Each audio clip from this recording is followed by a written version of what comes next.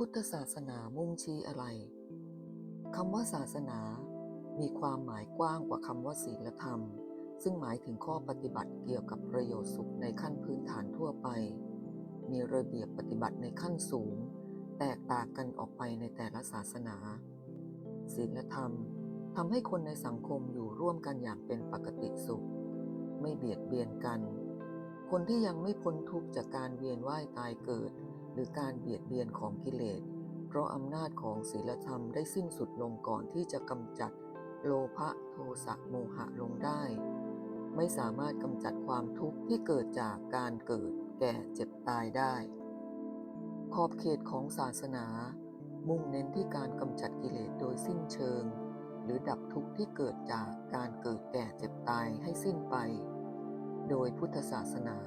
จะรวบรวมวิธีการระเบียบปฏิบัติสำหรับจะให้รู้ว่าอะไรเป็นอะไรไม่มีใครกล้ายืนยันว่ารู้จริงจนถึงที่สุดเพราะถ้าเรารู้จริงเราย่อมไม่ปฏิบัติผิดต่อสิ่งทั้งปวงเมื่อปฏิบัติถูกความทุกข์จะเกิดขึ้นไม่ได้การปฏิบัติในพุทธศาสนาคือให้รู้สิ่งทั้งปวงว่าคืออะไรเมื่อรู้แท้จริงก็ย่อมหมายถึงการบรรลุมรรคผลและทำลายกิเลสได้โดยอัตโนมัติขณะนี้เราไม่รู้ว่าชีวิตหรือสิ่งทั้งปวงที่เรากำลังหลงรักใคร่ยินดีเป็นอนิจจังทุกขังอนัตตาจึงหลงยินดีติดพันในสิ่งเหล่านั้นถ้ารู้จริงตามวิถีพุทธจะเห็นชัดว่าสิ่งทั้งปวงไม่เที่ยงเป็นทุกข์ไม่ใช่ตัวตนไม่มีอะไรน่าผูกมัดกับสิ่งเหล่านั้นจิตจะหลุดพ้นจากอำนาจครอบงำของสิ่งเหล่านั้นขึ้นมาทันทีคำยืนยันในคำจำกัดความข้อนี้เหมาะสมที่จะนำไปใช้ในการปฏิบัติเพราะหลักคำสอนของพระพุทธเจ้าก็ล้วนมุ่งให้เห็นว่าอะไรเป็นอะไรเท่านั้นเช่นหลักของเรื่องอริยสัจสี่ประการคือ 1. แสดงว่าสิ่งปรุงแต่งทั้งปวงเป็นทุกข์เป็นที่ตั้งแห่งความทุกข์แต่หลายคนยังไม่รู้จักจึงมีความอยากได้ในสิ่งเหล่านั้นถ้ารู้ก็คงไม่อยากยึดถือเข้ามาผูกพันตัวเองคงจะละเสีย 2. แสดงว่าความอยากด้วยอวิชชานั้นเป็นต้นเหตุของความทุกข์เมื่อไม่รู้ไม่เข้าใจว่าความอยากนี่แหละเป็นต้นเหตุจึงพากันไปอยากนั่นอยากนี่108,900 3. แสดงว่านิโรธหรือนิพพานคือการดับความอยากโดยสิ้นเชิงเป็นความไม่มีทุกข์คนทั้งหลายยิ่งไม่รู้จักกันใหญ่ทั้งที่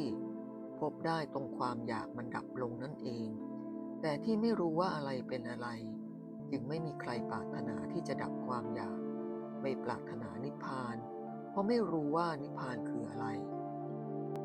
4. แสดงวิธีดับความอยากเสียด้วยมรรค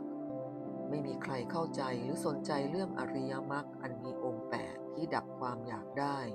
ไม่รู้ว่าอะไรเป็นที่พึ่งแก่ตนอะไรควรขวนขวายจึงไม่สนใจสิ่งที่ประเสริฐสุดในวิชาความรู้ของมนุษย์ในโลกนี้จะเห็นว่าอริยสัจสี่ประการคือความรู้ที่บอกให้เห็นชัดว่าอะไรเป็นอะไรอย่างครบถ้วนนั่นเองเรื่องความอยากเมื่อไปเล่นกับมันก็จะเกิดความทุกข์ใจนี่แหละเป็นความไม่รู้ว่าอะไรเป็นความจริงจึงปฏิบัติผิดบ้างถูกบ้างส่วนใหญ่ก็จะถูกตามความหมายของคนที่มีกิเลสคือปฏิบัติตามความต้องการของตนเองอย่างนี้ทางธรรมไม่ถือว่าถูกเลย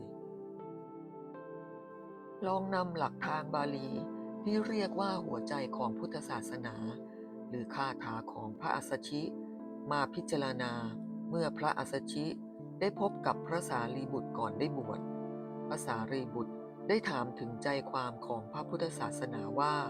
มีอยู่อย่างไรโดยย่อที่สุดพระอัสสชิได้ตอบว่าสิ่งเหล่าใดเกิดมาเพราะมีเหตุทำให้เกิดพระตถาคตเจ้าแสดงเหตุของสิ่งเหล่านั้น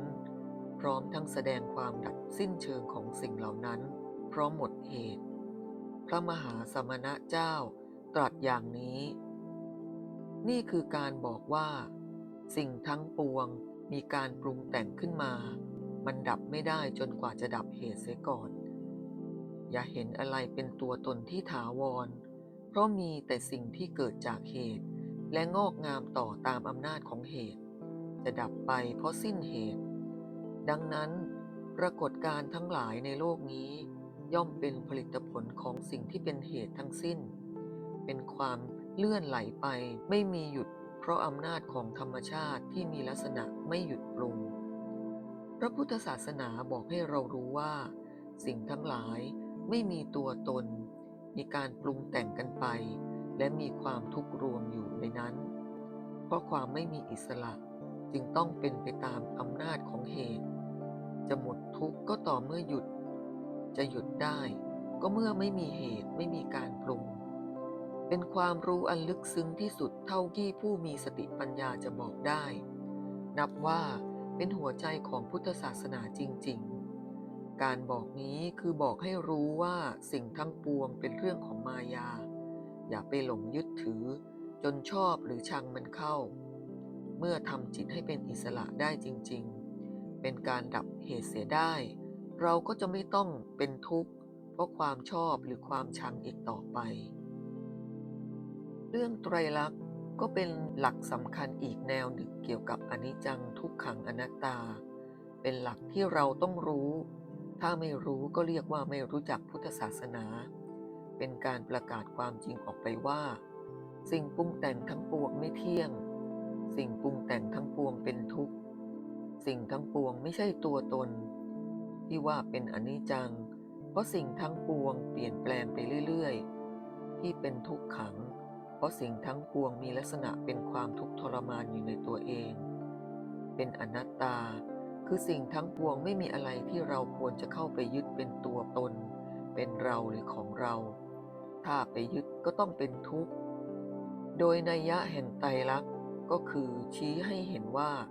พุทธศาสนาคือวิชาและระเบียบปฏิบัติที่ทำให้รู้ว่าอะไรเป็นอะไรเท่านั้นเอง โดยโอวาทปาติโมกข์หรือคำสอนทั้งหมดในพุทธศาสนา มีอยู่3ข้อสั้นๆก็คือ ไม่ทำความชั่วทั้งปวง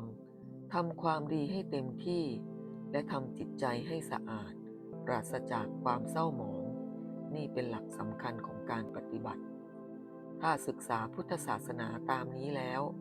แม้แต่คนตัดฟืนให้ไม่รู้หนังสือ ก็จะเข้าถึงตัวพุทธศาสนาได้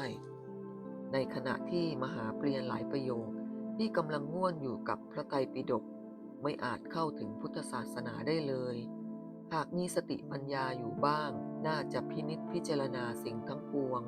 ให้รู้ตามความเป็นจริง เมื่อถูกความทุกข์อะไรเข้าก็จะต้องศึกษาถึงสิ่งนั้นให้เข้าใจแจ่มแจ้งว่ามันเป็นอย่างไร ความทุกข์ที่เกิดขึ้นกำลังเผาลนให้เร่าร้อนอยู่ มันคืออะไร เป็นอย่างไร มาจากไหน ถ้าคอยเฝ้าพิจารณา ก็จะเป็นทางให้เข้าถึงพุทธศาสนาได้ ดีกว่าที่จะเรียนเอาจากพระไตรปิฎก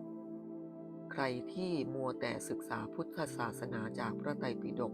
ในแง่ของภาษาหรือวรรณคดีนั้น จะไม่มีทางรู้อะไรเป็นอะไร ทั้งที่เต็มไปด้วยคำบรรยายว่า สิ่งนั้นเป็นอย่างนั้น สิ่งนี้เป็นอย่างนี้ เขาจะฟังอย่างนกแก้วนกขุนทอง พูดตามที่จำได้ แต่ไม่สามารถเข้าถึงความจริงของสิ่งทั้งหลาย เว้นแต่ว่าเขาจะทำการพิจารณาให้เห็นเป็นเรื่องจริงของชีวิตจิตใจ เข้าถึงตัวจริงของกิเลส ของความทุกข์ของธรรมชาติ หรือสิ่งทั้งปวงที่เข้ามาเกี่ยวข้องกับตนเองนั่นแหละ จึงจะเข้าถึงตัวพุทธศาสนาที่แท้จริงได้ คนที่ไม่เคยอ่านพระไตรปิฎกแต่เคยพิจารณาอย่างละเอียดละออทุกครั้งที่เกิดความทุกข์ เรียกว่ากำลังเรียนพระไตรปิฎกโดยตรงและอย่างถูกต้องดียิ่งกว่ากำลังเปิดเล่มพระไตรปิฎกออกอ่าน เพราะคนพวกที่กำลังลูบคำเล่มพระไตรปิฎกอยู่ทุกวัน แต่ไม่รู้จักอมตะธรรมคำสอนที่มีอยู่ในนั้น คล้ายกับการที่เรามีตัวเอง ใช้ตัวเอง ปฏิบัติตัวเอง ไม่สามารถแก้ปัญหาต่างๆที่เกี่ยวกับตัวเองได้ลุล่วง ยังคงมีความทุกข์มีตัณหาเป็นเหตุให้เกิดความทุกข์เพิ่มมากขึ้นทุกวัน ชีวิตจิตใจที่สวมอยู่กับเราก็ยังไม่รู้จัก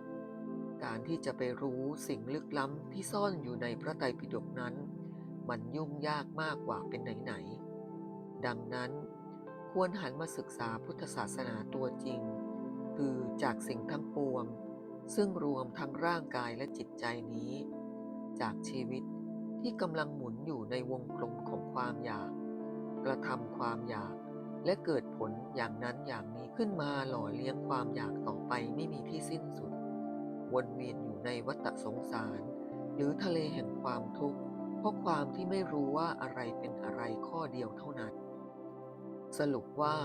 พุทธศาสนาคือวิชาและระเบียบปฏิบัติเพื่อให้รู้ว่าอะไรเป็นอะไรเมื่อรู้ว่าอะไรเป็นอะไรจริงๆแล้วไม่ต้องมีใครมาสอนหรือแนะนำก็จะปฏิบัติต่อสิ่งเหล่านั้นได้อย่างถูกต้องด้วยตนเองแล้วกิเลสก็จะหมดไปเองเป็นอริยบุคคลขั้นใดขั้นหนึ่งขึ้นมาทันทีปฏิบัติไม่ผิดเพี้ยนจะถึงสิ่งที่ดีที่สุดที่มนุษย์ควรจะได้รับหรือที่ชอบเรียกกันว่ามรรคผลนิพพานด้วยตนเองเพราะการที่มีความรู้ว่าอะไรเป็นอะไรโดยถูกต้องถึงที่สุดอย่างแท้จริงนั่นเอง